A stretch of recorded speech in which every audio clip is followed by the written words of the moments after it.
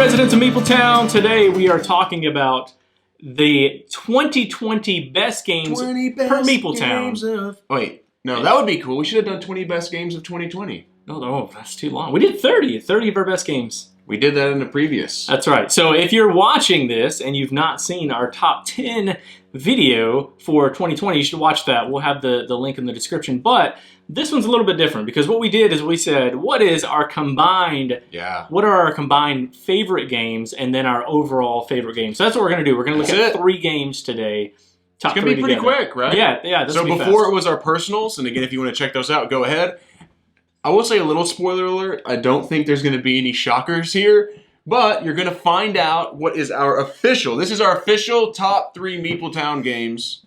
As opposed to our unofficial top 3. And our game of the year. The MeepleTown right. game of the year. What is that going to be? That could be a surprise. That may be a surprise. Maybe. We'll see. Maybe not. I don't know. The games on the list won't be a surprise, but maybe that they're on the list or where they're at could be. That's right. I agree. And if you have no idea what we're talking about or other stuff, maybe you've never seen MeepleTown, anything MeepleTown ever.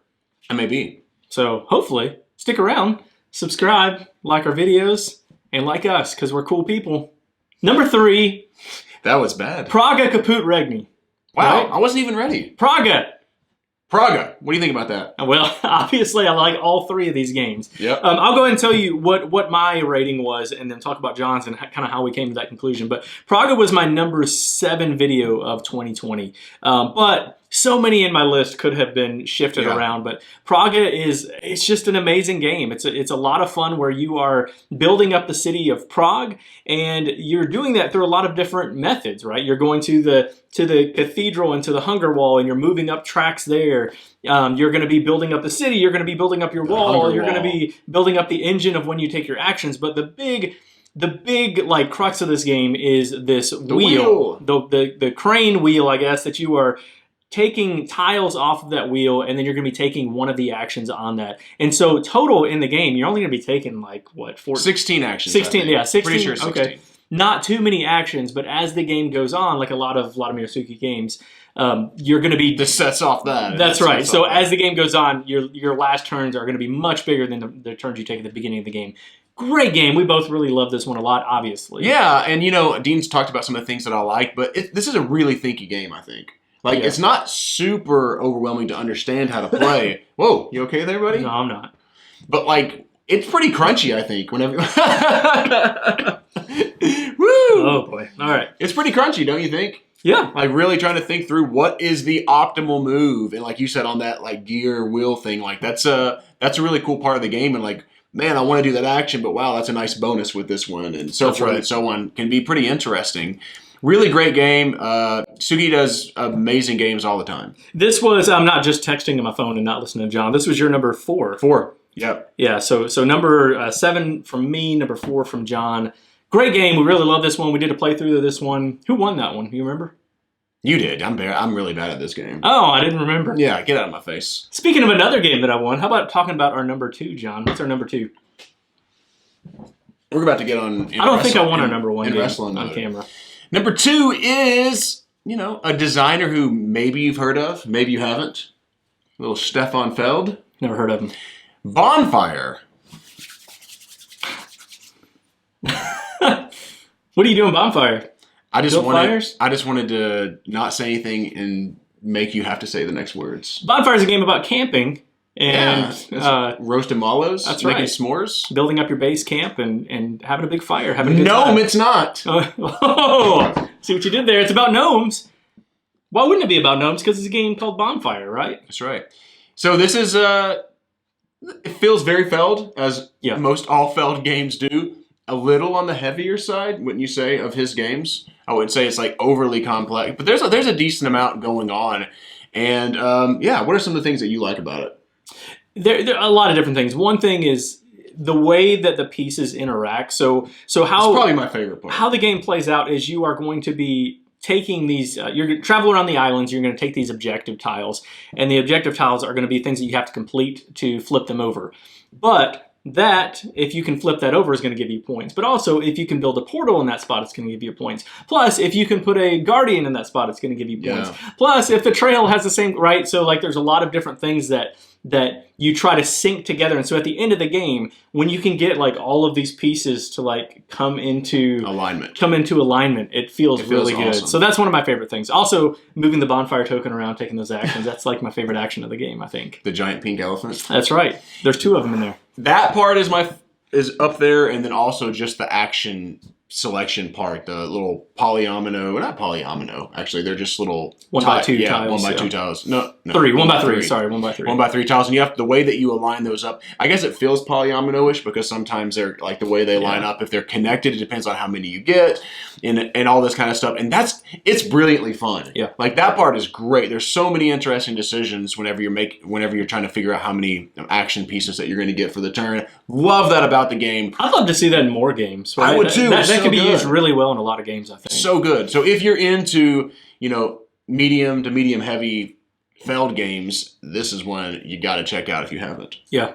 Yep. What about our number 1 game? Number 1 game. So what is it? What is MeepleTown's number 1 game of 2020? To want and sue you. Oh, it's coming at you. To want and sue you's coming at you. Oh. To want and sue you feels like a Pell game, actually, a little bit, right? Yeah.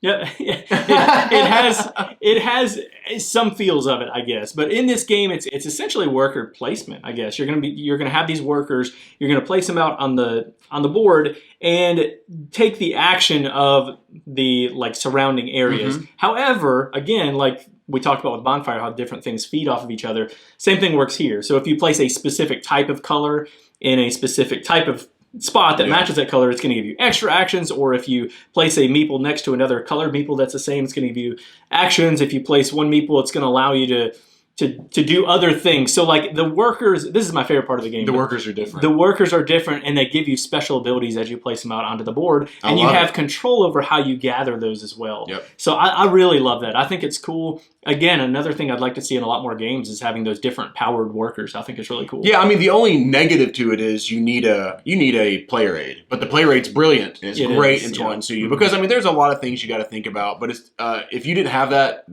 it would be frustrating. But because you do, and they did such a good job with it, it's not frustrating at all. You just keep it on the table and go, oh yeah, the red meeple warrior does this. Okay, cool. The white one adds an extra this, and I think that's really awesome. But that's really awesome. The 2 other things that I love about the game is number 1 is the player interaction. Yeah. The player interaction is so good because like Dean's placing something and I see that he's got a yellow meeple. Well, if he places that there, and then maybe I can get a more powerful action. Mm-hmm. But also, when Dean moves his High Priest around, which is a really important part of the game, it does something for me. I get the lesser, he gets the greater, but it does something. So, like, it keeps you pretty engaged. Like, the weaving tiles are interesting in the game. That's one of my favorites. I love how those work out. And, like, there's not, like, a million. So, how he takes them matters. And when he takes them with some actions, if he leaves any, I can buy them. Yeah. So there's always, it's just really cool. And then everything else, my other favorite part I was going to mention, then Dean can go if he wants, is like everything's like a little engine that you're building. Mm-hmm. But I like the engine building part of it and the player interaction. You're engaged in the game the entire time because you're constantly like, okay, what's he going to do? Okay, that's probably going to affect me some way. Mm-hmm. I like it. I like it a lot. Yeah, this was we didn't say Bonfire, I think, was my number 8 and was your number 2. Taunt and Sue You was your number 1 and my number 4, I think. I can go back and look at that in a little bit. But really high for both of us in this game. One thing, when I first saw this game, and I think that there are a lot of people that might fall into this, you can look at it and think, it doesn't have the greatest table presence, I don't think. And it also, you can look at it and it's daunting. I like it, but I know that, I understand what you're saying. It's daunting because if you look at those spots as worker placement spots, you have just this board of a ton of worker placement spots, and it can be super overwhelming. But I don't think this is an overwhelming game. It is maybe weighted on the heavier side, maybe weighted heavier than all the games that we talked about. But I don't think that heaviness comes from taking the actions. It just comes from you can have some AP in this game. How do you do it the best? That's right. But there's so many things to love in the ways that you get points. this is why I compare it to a Feld. It's point salady in nature, so you can get points from a lot of different ways, like the weaving your tapestry, or tons of other ways. But just area majority in the game, I like that. That's right. But it feels like all the different ways are viable options to be able to get points. And I love that it feels, I don't know how balanced this is. I haven't played this 100 times, but in my plays, I have felt like it is balanced to take, different routes of getting points. So I really love that. It's a fantastic game. Absolutely love it. Highly recommend this. And I hear really good things about this, but I also have heard looking at the board seems daunting and it might be too much. Yeah. But the actions are super simple. It's like, I get stone. I get taters. Mm-hmm. I get some weavings. Yeah. Like, you know what I mean? It's brilliant. But in the other thing, the cards, there's tons of things to love about this game. The soldier cards I think are cool, but also the cards that you use to play to put your workers out to match up with the symbols on there. Yeah, that helps narrow down your decisions a little bit, and I like that a lot. So. Yeah, and then if you get the gods, then you get the bonuses on the bottom of the card. So that's like a little engine that you can build. Like you're constantly doing that. You could probably spread yourself too thin for sure in the game, but it's good. There's lots of little engines that you could build. I know. The little engine that there you go. Can. That's good. Nailed it. So that is it. Praga is our number 3. Bonfire is our number 2. And Tawantinsuyu is our 2020 Game of the Year. Tell people how they can get in touch with us. If you're enjoying our channel, we would love for you to subscribe. You can go to MeepleTownGames.com to check out all of our stuff, even pick up a little MeepleTown swag. Go to @MeepleTownGames on Facebook, Instagram, and Twitter, and we're Board Game Geek Guild 3407. Thanks for coming down to Meepletown. Thanks for joining us, and be sure to follow us on Twitter @MeepleTownGames, and connect with us on the Meepletown Guild, Guild number 3407, at BoardGameGeek.com, and also subscribe to our podcast and YouTube channel. And until next time, thanks for coming down to Meepletown.